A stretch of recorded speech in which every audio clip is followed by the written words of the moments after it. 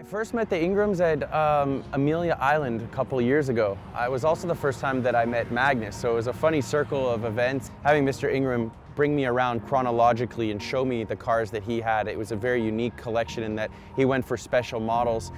It wasn't about mileage, it wasn't about racing per se, it was really about cars that stood out to him and cars that told a story. And I think that that's pretty unique, and it was great to be a part of that, let alone to drive a few of them.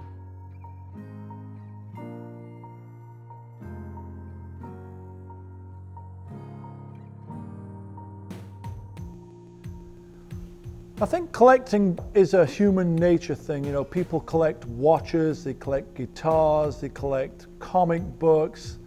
Humans like to collect. I like to collect Porsches. The Ingrams like to collect Porsches. You know, I was fortunate enough that they just put out their spectacular book, you know, Porsche Unexpected, and was truly honored by the fact that they actually put the STR in the book. I mean, this story just, for me, just kept getting better and better.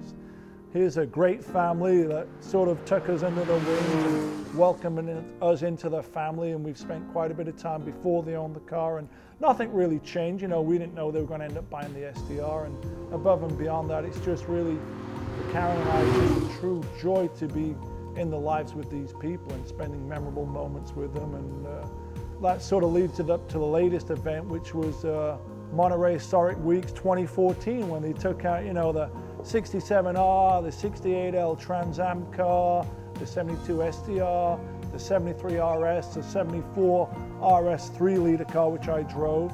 They also had the 82 SCRS, they had the 924 Carrera GT, and they also had the 964.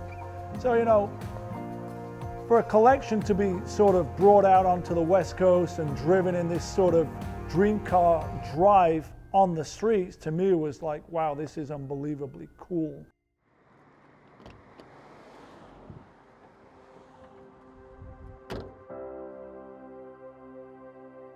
I was tingling with excitement getting behind the wheel.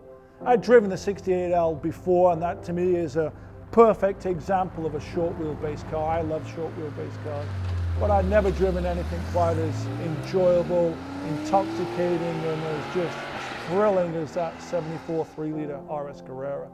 In essence, it reminded me a little bit of 277, but just on steroids. The throttle response and the sound, I mean, you were there with me, you know, we had a lot of fun in that car. The most overwhelming thing about the 3-liter is how much torque there is down low.